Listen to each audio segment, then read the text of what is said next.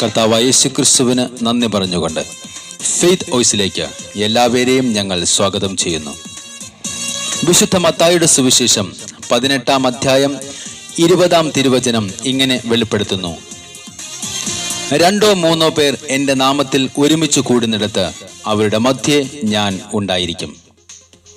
ക്രിസ്തുവിൽ പ്രിയപ്പെട്ടവരെ, ഉയർത്തെഴുന്നേറ്റ യേശുവിനെ എനിക്ക് ഒന്ന് കാണുവാൻ, അനുഭവിച്ചറിയുവാൻ സാധിക്കുന്നില്ല എന്നോർത്ത് വിഷമിക്കുന്നവർക്ക് യേശു വാഗ്ദാനം ചെയ്യുന്നു, 2-3 പേർ എൻ്റെ നാമത്തിൽ ഒരുമിച്ച് കൂടുന്നിടത്ത് അവരുടെ മധ്യേ ഞാൻ ഉണ്ടായിരിക്കും. എമ്മാവുസിലേക്ക് പോയ സാധാരണക്കാരായ 2 ശിഷ്യന്മാർ യേശുവിനെ പറ്റി സംസാരിച്ചു കൊണ്ടുപോകുമ്പോൾ യേശു അവരോടൊപ്പം എത്തി വാഗ്ദാനം നിറവേറ്റുകയാണ്. ഇന്ന് ആരെല്ലാം യേശുവിന്റെ നാമത്തിൽ ഒരുമിച്ച് കൂടുന്നുവോ അവരോടൊപ്പം യേശു ഉണ്ടായിരിക്കും. എമ്മാവുസിലേക്ക് പോയ ശിഷ്യന്മാർക്ക് യേശു വചനം വ്യാഖ്യാനിച്ചു കൊടുത്തപ്പോൾ അവരുടെ ഹൃദയം ജ്വലിച്ചിരുന്നത് പോലെ നമ്മൾ വായിക്കുന്ന വചനങ്ങൾ, കേൾക്കുന്ന വചനങ്ങൾ രക്ഷാകരമായ ഒരു ജ്വലനം നമ്മുടെ ഹൃദയങ്ങൾക്ക് ഇന്ന് നൽകും. അതുകൊണ്ട് ഭൂമിയിൽ നിങ്ങളിൽ 2 പേർ യോജിച്ചു ചോദിക്കുന്ന ഏത് കാര്യവും എന്റെ സ്വർഗസ്ഥനായ പിതാവ് നിറവേറ്റിത്തരും എന്ന് യേശു വീണ്ടും വാഗ്ദാനം ചെയ്യുകയാണ്. ഉയർത്തെഴുന്നേറ്റ യേശുവിനെ പ്രാർത്ഥനയിലൂടെയും തിരുവചനത്തിലൂടെയും അവിടുത്തെ നാമത്തിൽ ഒന്നിച്ചു കൂടുന്നതിലൂടെയും നമുക്ക് കണ്ടെത്താം. അതുവഴി യേശുവിന്റെ അനുഗ്രഹങ്ങൾ നമുക്ക് ലഭിക്കും. നമുക്കൊരു രക്ഷകനുണ്ട്, പാപിയെ പരിശുദ്ധനാക്കുന്ന രക്ഷകൻ, മരിച്ചു മരവിച്ച മനസ്സുകളെ ഉയർപ്പിക്കുന്ന രക്ഷകൻ, ദരിദ്രനെ സമ്പന്നനാക്കുന്ന രക്ഷകൻ കർത്താവായ യേശുക്രിസ്തു. കൊരിന്തോസർക്ക് എഴുതിയ ലേഖനം 16-ാം അധ്യായം വിളിച്ചു പറയുന്നു: നിങ്ങൾ ജാഗരൂകരായിരിക്കുവിൻ, വിശ്വാസത്തിൽ ഉറച്ചു നിൽക്കുവിൻ, പൗരുഷവും കരുത്തും ഉള്ളവരായിരിക്കുവിൻ, നിങ്ങളുടെ സകല കാര്യങ്ങളും സ്നേഹത്തോടെ നിർവഹിക്കുവിൻ. നമ്മുടെ ജീവിതം ദൈവത്തിന്റെ ദാനമാണ്. നിത്യജീവനിലേക്ക് പ്രവേശിക്കുവാനുള്ള വലിയ ഒരു ഭാഗ്യമാണ് നമുക്ക് ലഭിച്ചിരിക്കുന്നത്. ജനിക്കുവാൻ കഴിയാത്ത കോടാനുകോടി മനുഷ്യർ ദൈവത്തിന്റെ മനസ്സിൽ മാത്രം സ്ഥിതി ചെയ്യുമ്പോൾ നാം എത്രമാത്രം ഭാഗ്യമുള്ളവരാണ്. നമ്മുടെ ഇന്നത്തെ കഷ്ടതകൾ ഓർത്ത് വ്യസനിക്കാതെ ജീവിക്കുവാൻ തന്ന ദൈവത്തിന്റെ വിളി കേട്ട് മരണത്തെ ജയിച്ച കർത്താവിനോടൊപ്പം എനിക്കും ഒരു ഉയർത്തെഴുന്നേൽപ്പ് നൽകണമേ കർത്താവേ എന്ന് പ്രാർത്ഥിക്കാം. നമുക്ക് വിശ്വസിക്കാം, അവിടുത്തേക്ക് നന്ദി പറയാം, അവിടുത്തെ സാന്നിധ്യം നമുക്ക് തിരിച്ചറിയാം. എന്നെ നിത്യതയോടടുപ്പിക്കുന്ന എല്ലാ അനുഭവങ്ങൾക്കും യേശുവേ നന്ദി. എന്നെ നല്ല ശിഷ്യനാക്കിയിടുന്ന എല്ലാ കുരിശുകൾക്കും നാഥാനന്ദി. എല്ലാ തോൽവികൾക്കും നാഥാനന്ദി.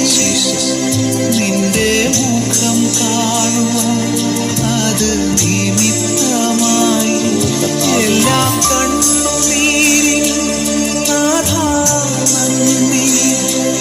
നിന്റെ സാന്നിധ്യമറിയാൻ ഇടയായി താഴ്വരയിൽ മുള്ളുകളിൽ പനിനീർപ്പൂ ശോധനയിൽ ചൂളയതിൽ പൊന്നുപോലെ ഉയർച്ചയിലും താഴ്ചയിലും സാന്നിധ്യം മാത്രം മതി. ജീവനിലും നാഥ സാന്നിധ്യം മതി. യേശുവേ സാന്നിധ്യം മതി. എന്നെ നിത്യതയോടടുപ്പിക്കുന്ന എല്ലാ അനുഭവങ്ങൾക്കും യേശുവേ നന്ദി. എന്നെ നല്ല ശിഷ്യനാക്കിയിടുന്ന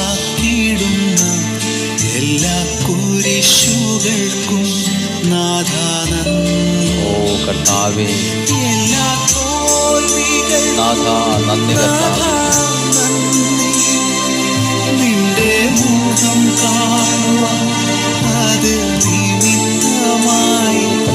എല്ലാ കണ്ണുനീരിനും നാഥാ നന്ദി. യേശുവേ നിന്റെ സാന്നിധ്യമറിയാൻ ഇടയായി. താഴ്വരയിൽ മുള്ളുകളിൽ പനിനീർപ്പൂ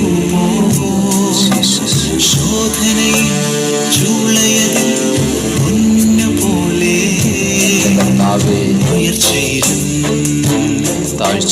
താഴ്ചയിലും കർത്താവേ മരണത്തിലും ജീവനിലും സാന്നിധ്യം മാത്രം മതി കർത്താവേ. സാന്നിധ്യം നാഥാ സാന്നിധ്യം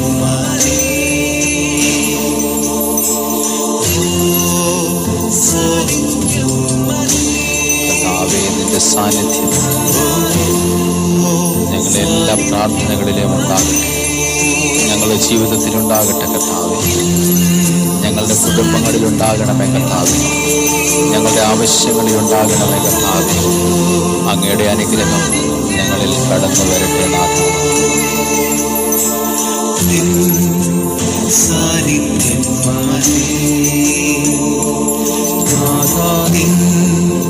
സാന്നിധ്യം